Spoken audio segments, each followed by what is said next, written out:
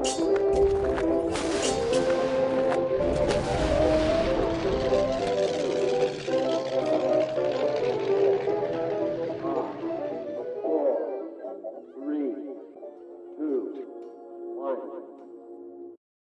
Chalke History Festival special series on history with Jackson. Hello and welcome to the Chalke History Festival special series here on History with Jackson. We have the final podcast in this series where myself and Abigail Rebecca are going to be summing up the course of the week at Chalke. We're going to be talking about some of our favourite moments, some of the things we watched, some of the things we did, but more crucially, giving you a full roundup of Chalke. But Abby, how you doing? Hey Jackson, how are you? I'm doing fabulous, thank you. No, I'm doing really well, thanks. No, I'm knackered. We've done an awful lot of driving and filming and recording and writing notes. So, in terms of what we've been up to this week, what was your role been? So, this week, I think we've all taken on a bit of a myriad of roles. We've done a lot of picking up the slack where one another has needed it, to really make this a team endeavour. But primarily, I was in charge of organisation of our team, making sure we were all where we needed to be, but also ensuring that our social media was up to date and content was going out, and we were talking with a whole load of living historians about their craft, about what inspired them and what they were doing at the Chalke History Festival. You will see that on History of Jackson's Instagram and TikTok, so keep an eye out for them because some of them were incredibly insightful. Yeah, you've certainly taken on the role of being our our production editor this week. But yeah, I think some of the content that we've created, actually all the content we've created, have been a lot of fun to create. I particularly like doing the chalk walks and getting a chance to flex another style of recording and presenting that I don't typically get to be able to do. I was going to say, I think we championed the term chalk walks pretty early on in from the get-go of Chalke. Really, it was something that we couldn't pass up on. It was just such a fun style of content, and it was a nice little pun that we had going on. But I really think it shows your presenting style off in a way that we haven't really been able to do much on your social media. So that was really fun to be able to showcase that. Yeah, I really enjoyed doing that, and the chance to talk about some of the historians that I'm friends with and get to talk about their work was pretty cool, actually. And to be able to do it walking through the festival, get to show everyone what the festival looks like from the comfort of their own phone was, again, an awesome thing to be able to do. Yeah, it really was. But it was also awesome to be able to give your followers and your listeners that tiny snippet of a roundup at the end of each day or the end of each talk or at the end of each you talking with a historian, because it really meant that you were engaging with your followers, with the historians you were listening to, but also with Chalke Festival itself. And I think that's one of the things that Chalke is so fabulous at doing. It brings together all historians, all history lovers, all enthusiasts of history from all different walks of life and niches within history, and kind of makes a great big melting pot. And I think that's what Chalke is wonderful at doing. It brings everyone together, and I think your Chalke walks encapsulate that. Now, talking about a melting point of history, a melting pot of history, sorry, not a melting point. There was such a wide range of history going on at Chalke. We had stuff that touched on prehistory and archaeology, Neanderthal archaeology, some of the earliest history that we perhaps have as a world, to looking at the election to 2024. What's going to be the impact of the presidential election in the United States between Trump and Biden, but also what's going to be happening in the UK here in 2 days when we go to the polls and we have the chance to vote in a new government.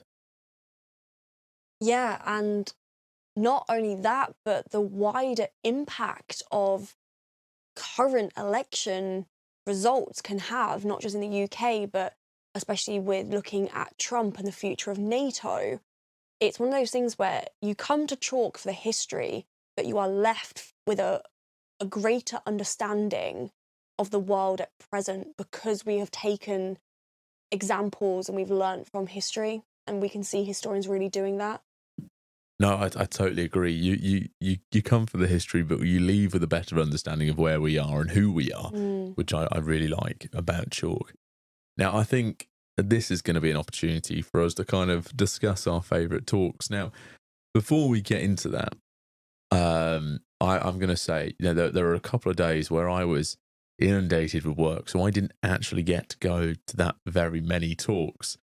But I think my favourite was probably reading the political runes, elections 2024. So for those who don't know, I did a politics masters. I looked at the statistics behind elections, how different parties get elected, which groups are voting for different parties. I am a bit of a general election nerd, so having the opportunity to listen to two of the juggernauts of polling in the UK at the moment was incredibly fascinating, because they spoke about the strengths and weaknesses of current polls, such as MRP, but then they also spoke about the history of polling, where it came from, how the Gallup poll became incredibly popular.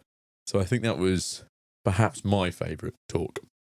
I really liked that talk as well, because it not just touched on political theory and how the elections take place, which from somebody who doesn't have a master's in politics or understanding, it was really fun to see that perspective and understand how important it is as a general public to go to the elections and cast your vote.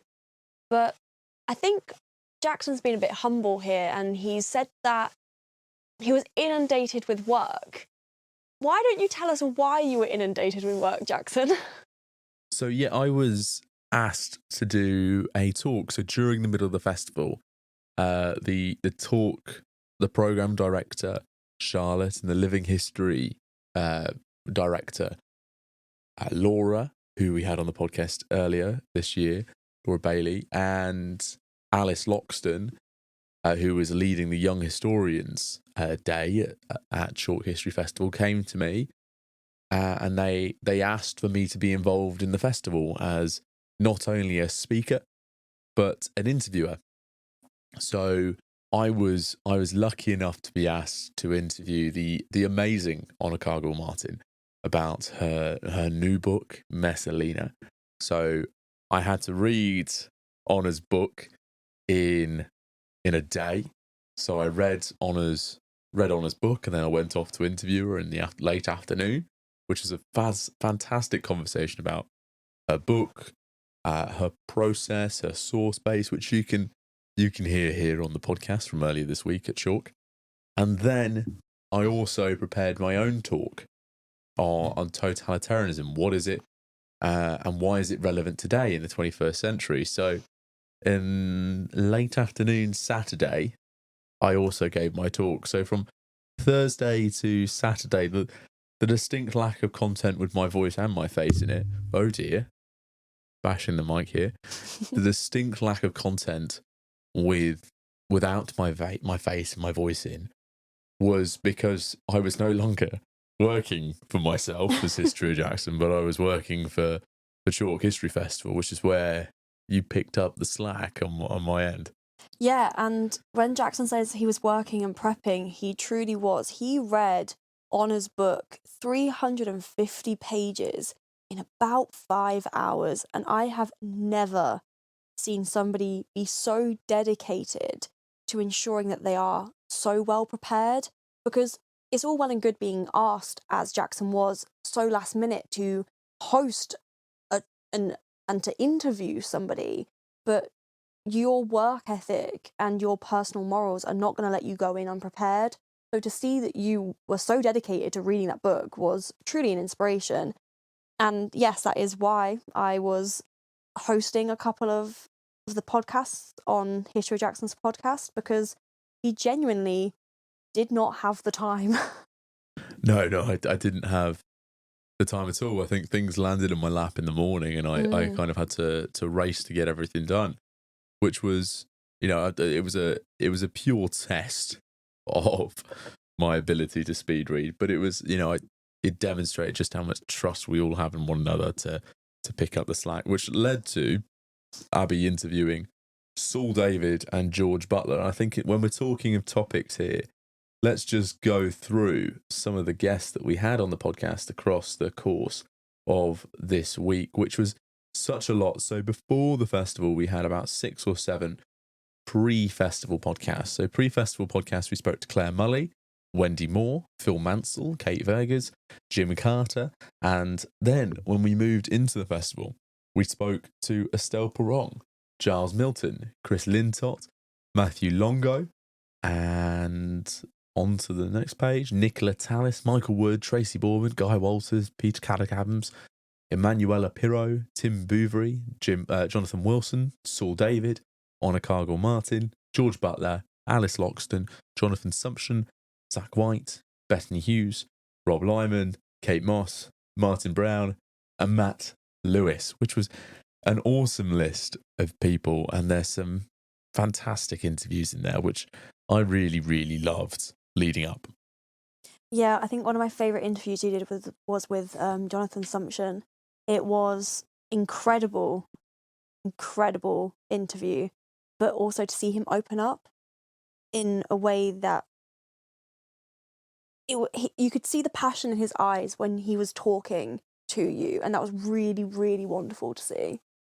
And I think that was one of my favourite things about interviewing some of these people is that most of them, I at least knew something about their topic, or I had at least interviewed someone else about something related to their topic. So when I'm speaking to Jonathan Sumption about the 100 Years' War, it's something that I've studied. So I'm able to open up and touch on things that people don't traditionally touch on with these historians, which I think is pretty fun. So I think my favourite question that I asked Jonathan was touching on the Great Slump and the effect of Burgundy on England and France during the 100 Years' War. Yeah, 100%. And I think he really appreciated, and I think a lot of the historians that you interview really appreciate that you do this incredible amount of prep work. So you do go into the interview not just knowing who they are, their most recent work, but you also know some key subject context. So you do bring this depth and wealth of information to the interview, so they can really showcase their work. Because without it, it's surface level, and there's nothing surface level about the questions that you ask your guests. Thank you, Abby. That was really, really nice of you. But I think we can't talk about. So we've spoken about the people talking at Chalke. We have discussed the talks program and the talk that I ended up giving and the interview I ended up hosting. But a crucial part of Chalke is the performers and living historians. So I have to give a particular shout out to Paul Bavell at Foreign Field with Rory and Carl Glover, but then also Kate Vigers with History's Made, Abs. Wizzo Wisdom. Yeah, Abs Wizzo Wisdom, but also Major Banger King. So they were the four key performers here at Chalke, and it was incredibly fun to be able to spend a week with these people and see their performances, see what they were doing, but also, because I'm such good friends with Paul now, to be able to see what he does with Foreign Field, which I've not seen before. No, truly, it was part of what makes Chalke so special is the vast array of living historians. You will have heard throughout our podcast interviews that Jackson has undertaken this week, the musical elements, in the background you'll hear the Cooper working on his trade, the blacksmith. You may not have heard the stonemason because his tools with a chisel were slightly quieter, but this was all happening. There was a cacophony of living historians just going about their trade and really engaging members of the public and historians alike with what they do, and it's just so inspiring to see. And I think a couple of the living historians I spoke to, including there was a traditional sail maker, and she was really engaging children in little anecdotes and real special little stories that made people engage with history in a completely different way. And I think that's so important. I think that was one of my favourite parts of the festival this week, is that they had a primary schools day on Monday, a secondary schools day on Tuesday, but they also had a day where special educational needs children came in to come and experience history in a way that they can touch and feel and see history. But also, it's important that the next generation of historians are being inspired to take up the craft. You know, that we have had a period of time where the arts and the humanities have been cut. Funding to these fields have been cut. And sometimes it can be incredibly difficult to be a historian in the current climate. There is not a lot of finances running our way. And we have to do what we can to inspire the next generation, to ensure that our collective history, our collective memory is carried on. And I think that's been the most poignant this year. And I was speaking to Kate Vigers at the festival about how, you know, this was probably the last year, probably the last anniversary of D-Day, where D-Day veterans were going to be there in Normandy. Some of them are over 100 years old now, or around 100 years, which, you know, we are losing the living connection to World War II and living connection to some of our past. And we need to do the most that we possibly can to ensure that memory carries on, that memory lives on, which is why I love Chalk, because those things are being looked after. It's seen as special, but also they're giving kids who might not have these cultural capital experiences the chance to learn about something. And I know that some of these children, you know, in 20, 30 years' time, even if they don't become historians, which they don't have to be, if they don't want to be, but they will be able to tell their kids, you know, I went to this when I was younger and I watched someone make a barrel. I watched someone make a sword. And those are those cool memories that you can always relay, regardless of where you are. No, I completely agree with you, and especially in what you were saying about funding being cut to the history and the arts and the cultural arts more specifically, because if children aren't being inspired by history in schools and they're not being motivated to pursue historical endeavors and research and just foster that passion for history in a school environment, where else are they going to be able to foster that passion and love? And I think chalk is so important for that, because not only do you get to have this living connection to historians, but you get to see young historians such as yourself, Jackson, such as Alex Loxton, such as Honor Cargill Martin, who people can clearly identify themselves with and go, do you know what? I can do this. This is something that I would love to do. I would love to be up there giving a talk. I'd love to be talking about a book I've written. And it really, for me, it was inspiring to see these young historians be so open and honest in their work, but also so accessible, so willing to say, hey, if this is something you're interested in, let me talk to you about it. And I think that was one of the cool points of just how accessible the historians were.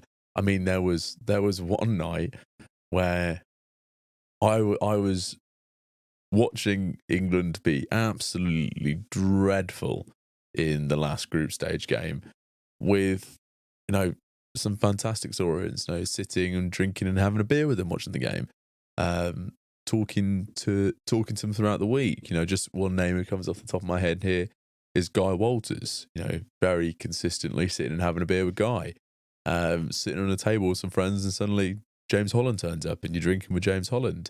That's the thing about chalk, is these historians understand that they have a connection to their fans, connection to people who are involved in the history community, and they want to be able to talk to people, because where else are you going to get feedback? I found that very distinctly after my talk, where there's very few places as a historian where you get direct feedback from, and I think Peter Caddick said this, I'm not sure if it was in the podcast or in a conversation with him, where very few places where you get direct feedback from your audience. direct feedback where they're like, I like this aspect, but I didn't like that aspect. Or that aspect I found inspiring. And do you have any more information about that? Yeah, especially because all of these historians who we're interacting with at Chalk are our peers. They are experts and specialists in their respective fields. So to be able to actually have conversations with them about something that you're both passionate about or both have shared interest in, and being able to have that cultural exchange and that educational exchange is really quite incredible. And I think not just yourself and I and other young historians find that incredibly important, but I think people like James Holland also find that important, because where else do you get to just be a history nerd? Where else do you get to just be yourself and take away all of like the pomp and circumstance of you being a big name in the outside world at Chalk? You're just another person who loves history. And I really, really like that. So now, just to tie up, Abby, we're going to discuss our favourite point of the week. So what was your favourite point? I do require an answer. Oh my gosh. How on earth am I supposed to answer that? Okay.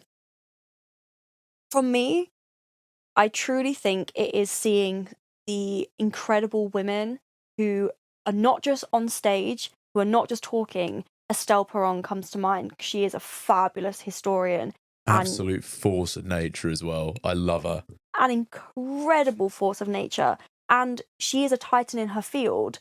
She is constantly reevaluating the known knowns and bringing a new perspective, especially to characters like Anne Boleyn. And she's a force to be reckoned with. But not only Estelle and the other female historians, there were, I think Charlotte said that there was 59 female historians. The highest yet at Chalk as well. Yes, truly. So seeing that many female historians speak, absolutely incredible, and they spoke on a wide range of different topics as well. There was not just, yeah, incredible, but also seeing the women behind Chalk, seeing these really incredible women be able to have such an authority and bring this festival to life, but also just be so supportive of other women and other historians. It was, yeah, I think that's my favorite part because it's really inspiring to me. I think that's a lovely, lovely answer.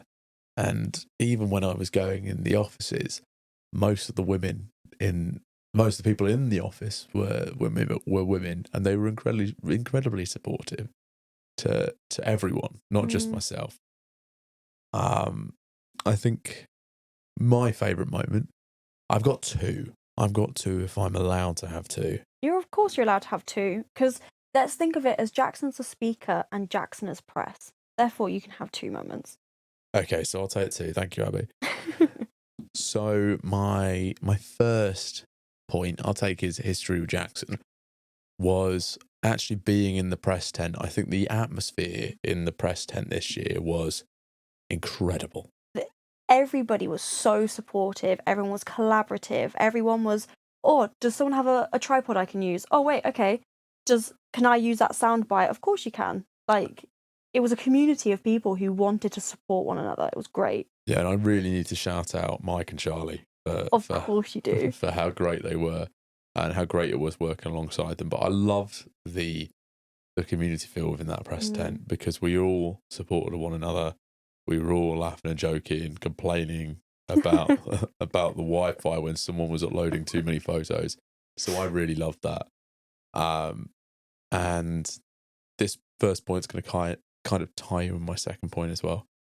But when everyone found out that I was giving a talk at Speaker's Corner on Saturday afternoon, the sheer number of people from that press tent who turned up to watch the talk and the sheer number of people across the festival who turned up to watch me give my debut talk, my first ever talk, it was really heartwarming because I was like, oh, actually, we are friends. We are incredibly supportive of one another. And I just love that.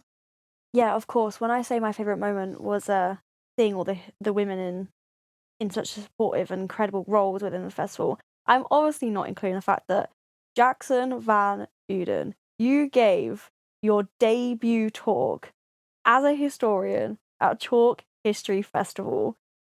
I'm so incredibly proud of you. You should be so proud of yourself. How do you feel about that? How do you feel now that that's done? I don't really know, to be honest, because I was so stressed preparing for it because I had to read this book, I had to prepare my talk. But having the opportunity to talk about my specialism to an audience, and my specialism is totalitarianism, being able to decipher that and dissect that to an audience was incredibly fun because I don't often get the chance to talk about it because the word totalitarianism doesn't do very well with internet filters. And you can't refer to Hitler, as I did in the talk, on social media because he's a banned word. You have to refer to him as Mustache Man or something like that. So I don't often talk about my research and my work online. But then having such a supportive crowd who came up to me to ask me questions about my work, they challenged some of my views. It was just so fun and so cool to be able to give that talk and to have the team at Chalk go, oh no, you can do this and we'd love for you to do this, was just incredible. But moreover, they didn't just ask you to host an interview with Honor and to give a talk yourself. They had you on standby if a couple of people didn't turn up or for whatever reason there's a bout of illness going around the speakers. So the fact that they obviously trust you and have so much faith in you to be able to pick up what they need in such a small amount of time is incredible as well, because it speaks to you as a historian and a person.